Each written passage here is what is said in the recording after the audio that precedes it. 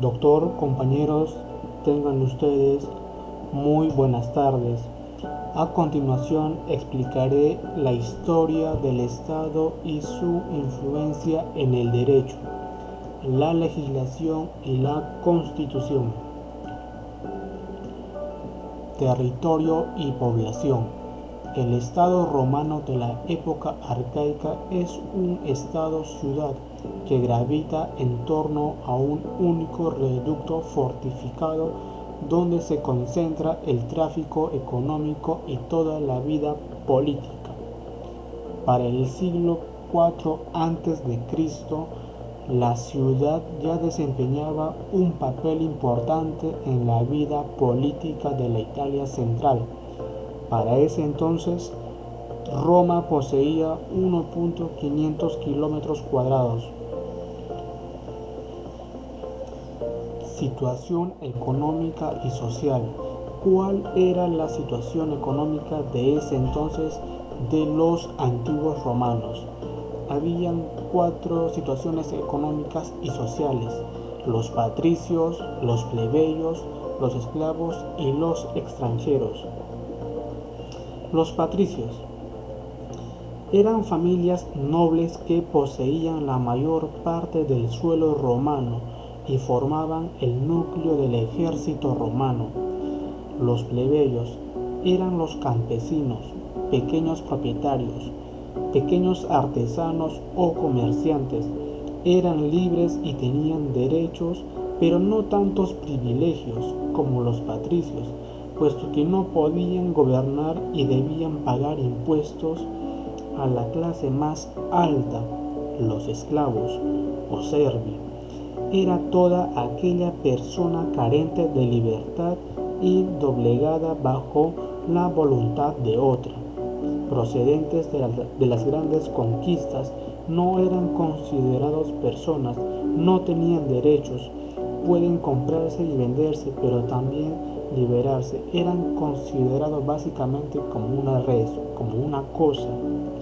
Los extranjeros carecían de derecho en Roma y necesitaban la protección de un ciudadano influyente. El Estado. Para los romanos el Estado era simplemente el conjunto de personas que lo componen, es decir, los ciudadanos, populus romanus. Platón. Para Platón el Estado estaba constituido básicamente por 3 elementos fundamentales: la seguridad militar, el liderazgo político y la estructura económica. Las asambleas cívicas. En la asamblea comitia, es decir, los comicios del organismo supremo de la comunidad de ciudadanos romanos, se decidía sobre la paz y la guerra, es decir, eran sus atribuciones. Se elegían los magistrados y se votaban las leyes. Habían 3 comicios: los curiados, centuriados y tributos. En los comicios curiados, los ciudadanos se agrupaban en curias, que eran agrupaciones religiosas con cultos y ministros propios. Dominaba en ellas la influencia de los linajes patricios y cada tribu suministraba un escuadrón de caballería y una centuria de infantes. Comicios centuriados. Tenía carácter político. En ella los ciudadanos se encontraban agrupados por centurias, divididos en clases según su patrimonio. Los votos de los ciudadanos solo se computaba una vez en cada centuria. La mayoría daba el voto en cada centuria y la mayoría de las centurias decidían el resultado de la votación total. Los comicios tributos. En ella se dividía a los ciudadanos por su pertenencia a circunscripciones del territorio romano. Dicha circunscripción llevaba el nombre de tribus. En esta forma de asamblea se elegían a los magistrados menores y se ponían penas pecuniarias por infracción de leyes de una manera similar a la de centurias. La monarquía.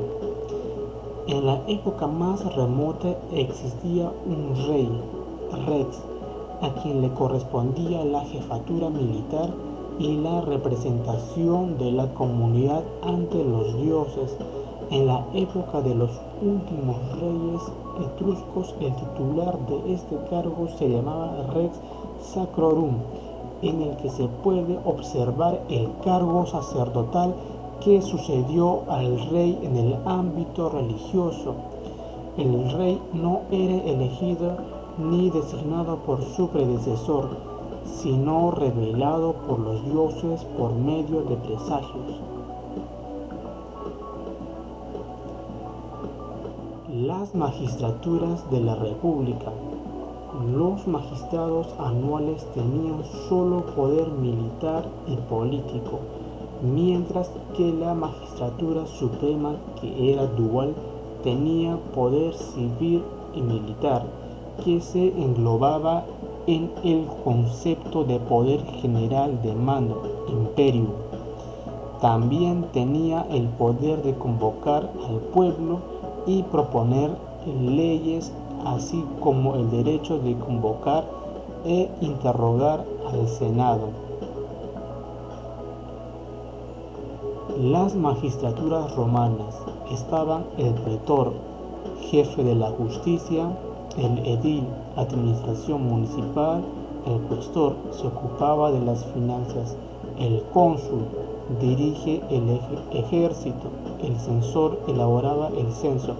Este es el cursum honorum, carrera política romana.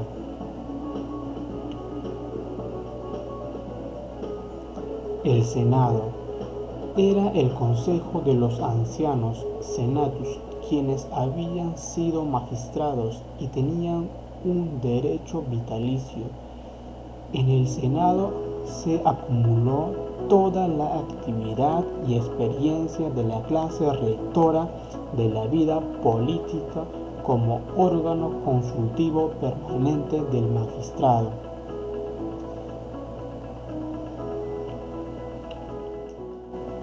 El Senado, como ya lo mencioné, fue la institución que más perduró, integrado por ex cónsules y ex cuestores. Tenían las siguientes funciones o atribuciones dada su antigüedad y experiencia.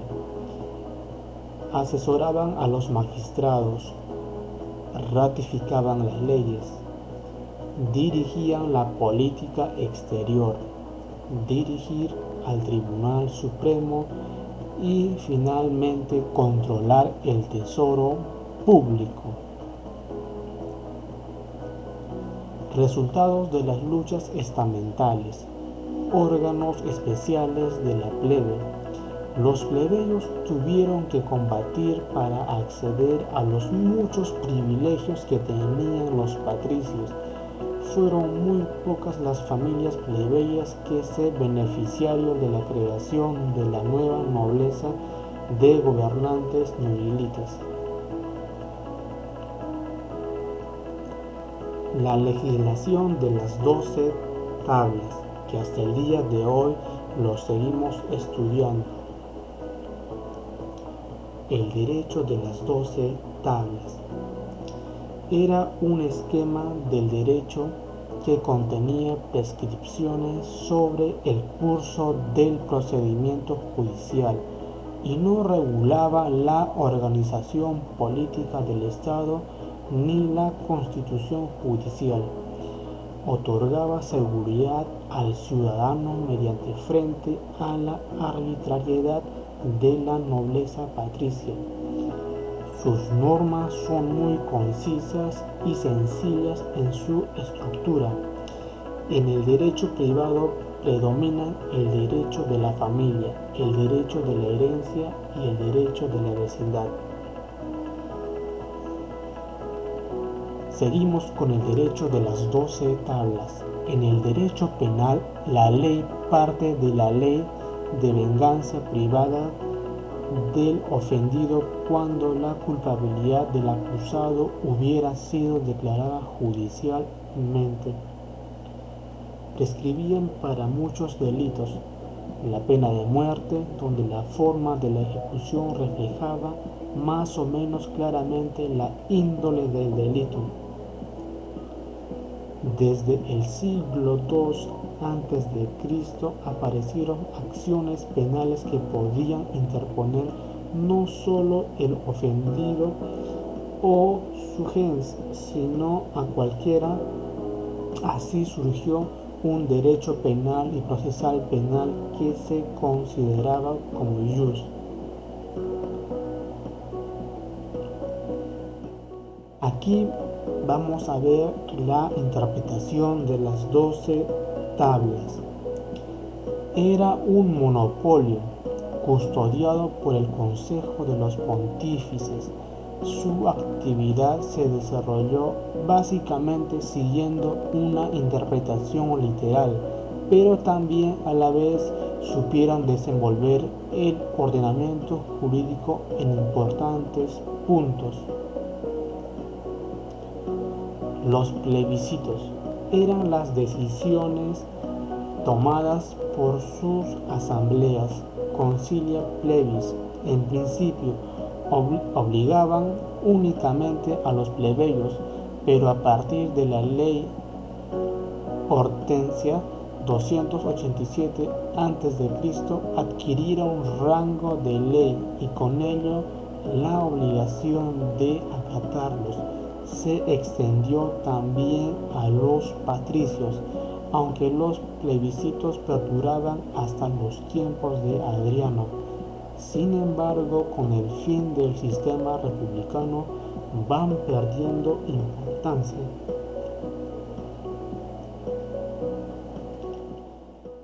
Edicta Magistratum. Los edictos de los magistrados. Los magistrados que tenían ius edicendi, derecho a dirigirse al pueblo proponiendo leyes, al entrar en el ejercicio de su cargo promulgaban unos edictos, especie de programas de gobierno en los que se establecían los principios que regirían durante el tiempo que durase su cargo. Este edicto recibía el nombre de Edictum Perpetuum y tenía vigor durante todo el año que duraba la magistratura.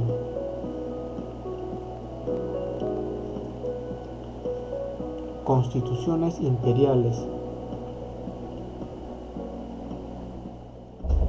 Las constituciones imperiales, bajo el nombre de constituciones imperiales, se engloban los distintos tipos de resoluciones emanadas de los emperadores desde el siglo III. El emperador asume todo el poder legislativo que antes estaba confiado a los pretores, los jueces y los jurisconsultos. Aquí básicamente el emperador es quien asumía toda la responsabilidad, asumía todas las funciones que jueces y jurisconsultos alguna vez emanaban. El emperador tenía el poder absoluto sobre todas las cosas.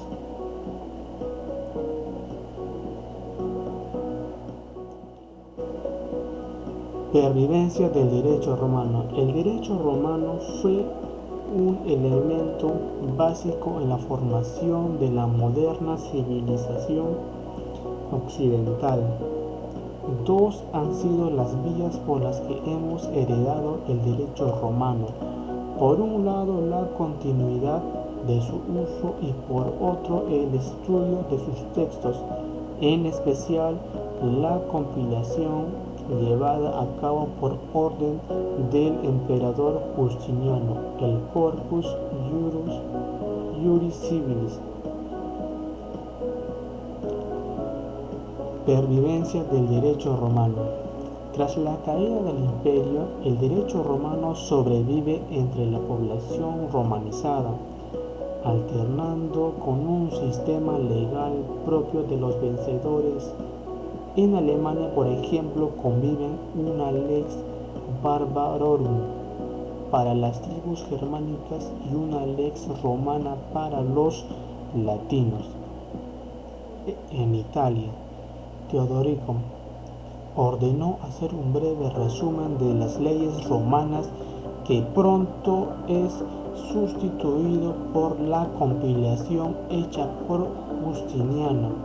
En Hispania es importante el breviario de Alarico, compilación de las leyes romanae. El emperador romano.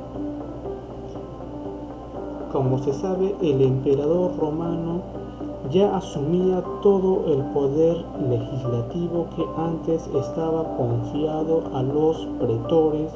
Los jueces y jurisconsultos tenían el poder absoluto de todo y sobre todas las cosas. Los emperadores de la cultura romana ostentaban dos tipos de poderes. Por un lado, como cónsules eran la máxima autoridad en Roma. Por el otro, con el título de Imperium Maius, tenían poderío en las afueras de la capital, es decir, actuaban como procónsul. De esta manera tenían autoridad sobre todos los gobernantes de las provincias y el mando absoluto de las legiones del imperio. Emperadores. Entre la gran cantidad de emperadores romanos que gobernaron el imperio, estuvieron aquellos que conquistaron territorios, mientras otros estaban más pendientes de sus placeres que de los asuntos políticos, o también algunos quienes fueron crueles, espléndidos, guerreros o pacíficos. No obstante, se puede asegurar que los emperadores romanos más destacados fueron los siguientes. Julio César, nacido en Roma el 12 de julio del año 100 a.C. Cayo Julio César fue un político y general del ejército que convirtió a la República de Roma en un imperio. Luego de hacerse famoso por desafiar al Senado y obtener varias victorias en las batallas contra los bárbaros, a sus 31 años consiguió las alianzas suficientes para investirse como el mandatario de los romanos. Sin embargo, finalmente fue asesinado.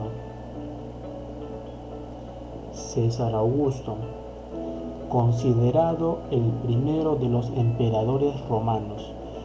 Cayo Octavio Turino, sucede el trono a Julio César por derechos de herencia, pero luego de una feroz batalla contra los asesinos de su casi padre. Durante su mandato existió una relativa calma, solo interrumpida por las guerras disputadas en las fronteras. Asimismo, logró la lealtad de los territorios conquistados al imperio, la implementación del sistema tributario, la construcción de una amplia red de caminos dotados de un sistema de mensajería oficial y perfeccionó el ejército a tal punto de crear los cuerpos élite de custodia personal conocido como la Guardia Pretoriana.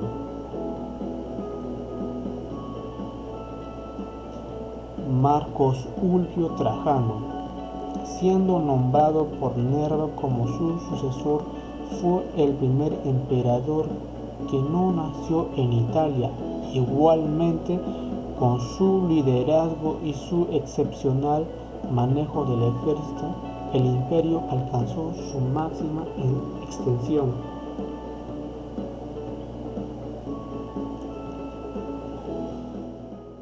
La actualidad peruana.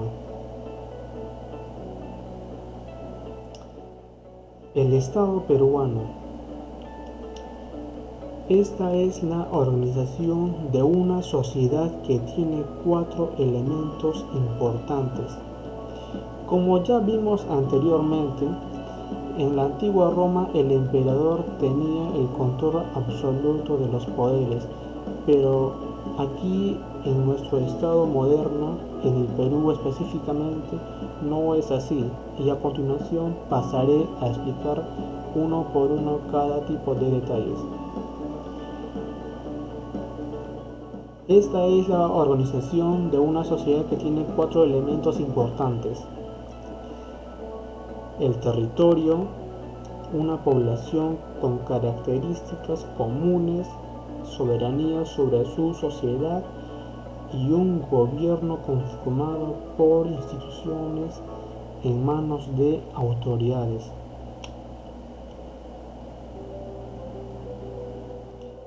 La república.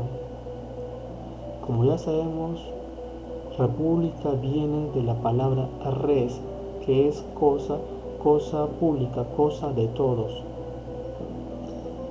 La palabra república implica el cambio de autoridades elegidas cada cierto tiempo y que el poder emana de los ciudadanos.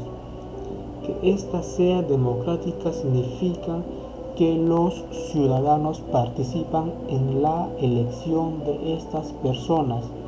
En nuestro caso, en el caso peruano, estamos en una democracia representativa, es decir, los electores no toman las decisiones directamente, sino que escogen a representantes para que tomen decisiones en su nombre.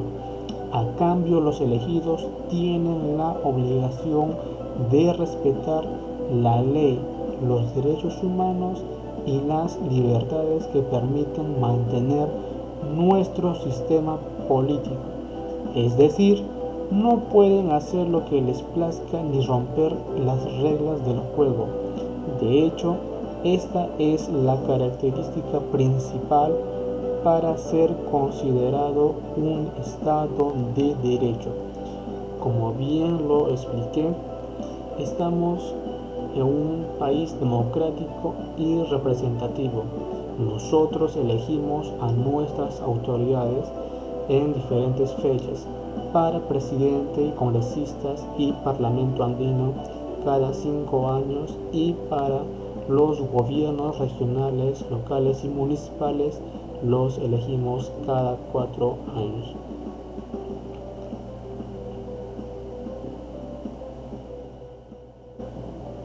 Separación de poderes. Siguiendo el principio de separación de poderes, concepto desarrollado en el siglo XVIII por el ya conocido filósofo Montesquieu, contamos con el poder ejecutivo, legislativo y judicial para realizar las distintas tareas necesarias para mantener al Estado. A ellos se suman otros órganos como el Tribunal Constitucional, que contrario a lo que se piensa no es parte del Poder Judicial, que son llamados organismos constitucionalmente autónomos. Entre ellos tenemos también al Jurado Nacional de Elecciones, a la OMPE, la RENIEC y entre otros organismos. Estos funcionan con completa independencia de los poderes mencionados. Además, tenemos a los gobiernos regionales y locales, que tienen autonomía para resolver asuntos dentro de su competencia. Es decir, los gobiernos municipales, locales y regionales tienen la competencia de emitir una ordenanza municipal siempre que no transgreda las normas de jerarquía a nivel nacional. Esta división es muy importante, pues a pesar de que el presidente es considerado el jefe de Estado, los distintos poderes intentan lograr un equilibrio contrapesando las responsabilidades y obligaciones de cada uno. Sin un monopolio de poder, podemos evitar situaciones autoritarias que no respeten los derechos que nuestra Constitución defiende.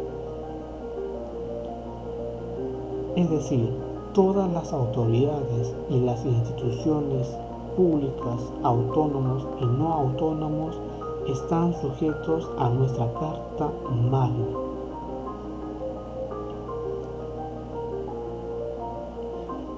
El Poder Ejecutivo está encabezado por el Presidente de la República. Planifica y ejecuta las políticas de desarrollo a nivel nacional. Para esto cuenta con la presidencia del Consejo de Ministros y otros 18 ministerios que se concentran en temas específicos como por ejemplo educación, salud o trabajo. Como contrapeso al legislativo se encarga de reglamentar las leyes emitidas.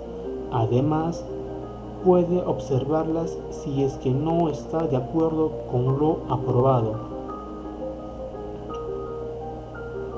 El Poder Legislativo, conformado por 130 congresistas.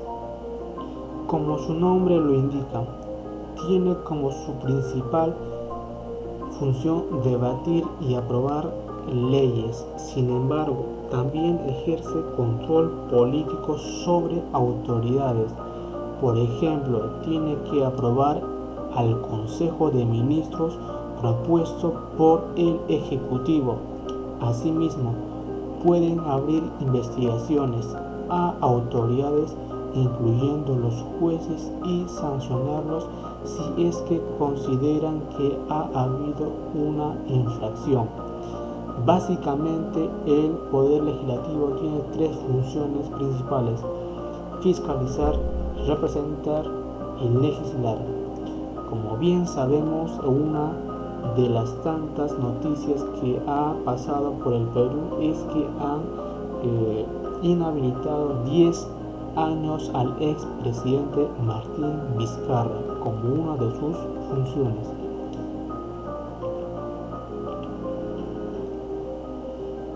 El Poder Judicial es el encargado de administrar justicia y es a quien acudimos cuando la buscamos. Así, se encarga de que todos los ciudadanos y autoridades estatales cumplan con las leyes vigentes o normas vigentes. Para entender qué es una ley es una norma escrita de carácter general y obligatoria dada por el Estado como expresión de derecho para regular la convivencia humana.